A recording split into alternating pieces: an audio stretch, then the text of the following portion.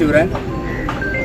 शिवसेना प्रमुख, हिंदू हृदय सम्राट सरछत्रपती वंदनीय बाळासाहेब ठाकरे यांचे स्मरण करून शिवसेना पक्ष प्रमुख सन्माननीय उद्धवजी ठाकरे साहेब यांचा आशीर्वाद घेऊन युवा सेनेचे अध्यक्ष सन्माननीय आदित्यजी ठाकरे साहेब यांना नमस्कार करून आज इथे उपस्थित राहिलेले आपले पत्रकार बांधव, सर्व प्रकारचा मीडिया असेल, प्रसार माध्यम असेल, हे आपल्या सर्वांना आमचा प्रेमाचा नमस्कार.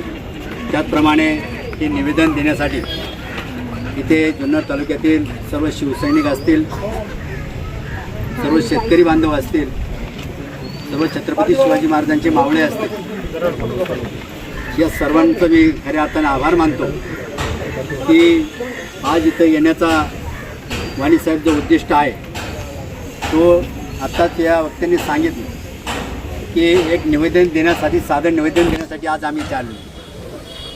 1-1.5 महिना झाला माझ्या माता भगिनींनी 45-50 डिग्री सेंटीग्रेडमध्ये कांदा काढला. त्यामध्ये कित्येक जणांना आपला जीवसुद्धा गमवावा लागला. 1 महिन्याभराच्या काळामध्ये आम्ही पाहत होतो की कांद्याचा भाव किती वाढतो, परंतु कांद्याचा भाव काय वाढत नाही.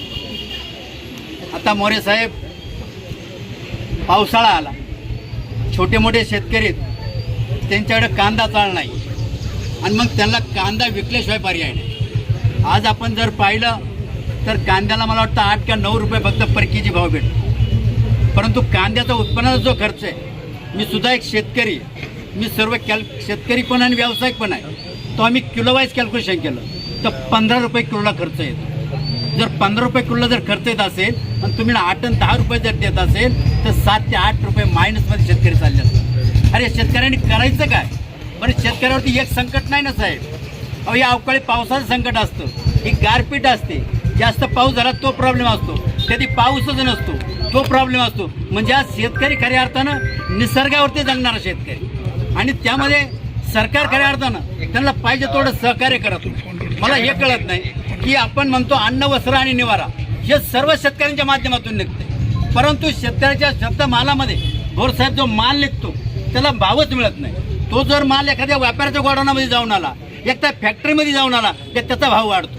म्हणजे हे सरकार नक्की शेतकऱ्यांचे, फॅक्टरीवाल्यांचे, व्यापाऱ्यांचे हेच कळायला मार्ग आहे. तेव्हा माझी विनंती आहे सरकारला की आम्ही फक्त ही सुरुवात केलेली, हे सर्व इथं पदाधिकारी आहेत, इथं भोरसाहेब आहेत, वाणीसाहेब आपले दिलीपदादा आहेत, इथं आनंदभाऊ आहेत, सर्वच मंडळी इथं पारखे साहेब आहेत. आम्ही सर्वांनी विचार केला की आपण पहिले शांततेने पहिले निवेदन देऊ, तिच्यातून काही फरक पडतोय का बघू. हिच्यातून जर काही जर पर्याय नाही निघाला तर परत 10-15 दिवसांनी आपण शिवसेना उद्धव बाळासाहेब ठाकरेच्या सर्व सैनिकांना बोलून आपण पुढला काहीतरी आपल्याला विचार करावा लागेल. असं म्हणजे आज आम्ही फक्त निवेदन देणार नाही. तो माझी विनंती, तहसीलदार साहेबांना विनंती आहे, साहेब आपल्या प्रसार माध्यमांना विनंती आहे, आपल्याला वाणीसाहेब विनंती की आपल्या माध्यमातून, तहसीलदार साहेबांच्या माध्यमातून आमच्या गोरगरीब जनतेचं खऱ्या अर्थाने आमचं जे म्हणणं आहे ते सरकारपर्यंत मांडा.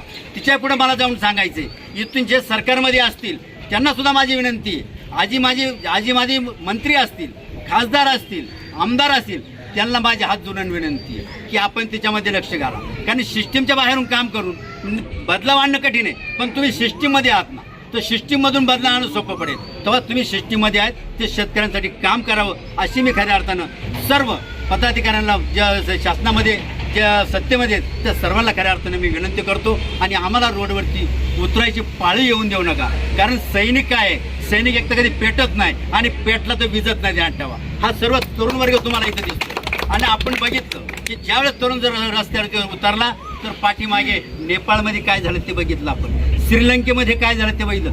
ती वेळ येऊन देऊ नका.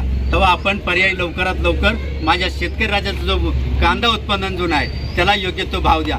10-12 रुपयांनी काय भागत नाही, 15 रुपये खर्च येते. जर 20 रुपये जर भेटला, 20-25 तर पुढे 5-7 रुपये माझ्या शेतकऱ्याच्या पदरामध्ये भेटतील. आणि माझ्या माता माऊली ह्या उन्हामध्ये काम करतात, 40-45 डिग्री सेंटर. तुम्ही फक्त बाहेर निघा, एसीच्या बाहेर निघून बघा. एसीतून बोलणं सोपं असतो, पण प्रॅक्टिकली बांधावरती जाऊन तुम्ही बघा काय परिस्थिती असते. म्हणजे तुम्ही शेतकऱ्यांसाठी राहता की व्यापाऱ्यांसाठी राहता हेच आम्हाला कळत नाही. आणि शिवसेना पक्ष उद्धव बाळासाहेब ठाकरे हा जो पक्ष आहे वाणी साहेब, मी त्या दिवशी तुम्हाला बोललो आणि आत्ताही सांगतो की हा इथून मागे शेतकऱ्यांसाठी होता, आत्ताही शेतकऱ्यांसाठी, आणि इथून पुढल्या काळामध्ये सुद्धा हा पक्ष जे काम करेल ते फक्त माझ्या शेतकरी बांधवांसाठी करेल. जो जगेल तो शेतकऱ्यांसाठी जगेल, मरेल तो शेतकऱ्यांसाठी मरेल. आणि जोपर्यंत हे आमच्या सर्व पदाधिकाऱ्यांच्या जेवण हिच्यामध्ये शेवटचा रक्ताचा थेंब आहे, जोपर्यंत श्वासामध्ये श्वास आहे, तोपर्यंत आम्ही शेतकऱ्यांसाठीच जगणार आणि शेतकऱ्यांसाठीच काम करणार. एवढं बोलून माझे 2 शब्द.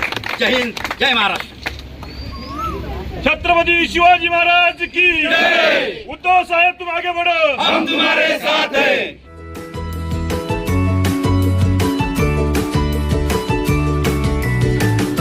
बातम्या शेतीच्या, बातम्या मातीच्या, बातम्या अन्यायाच्या, गुन्हेगारीच्या,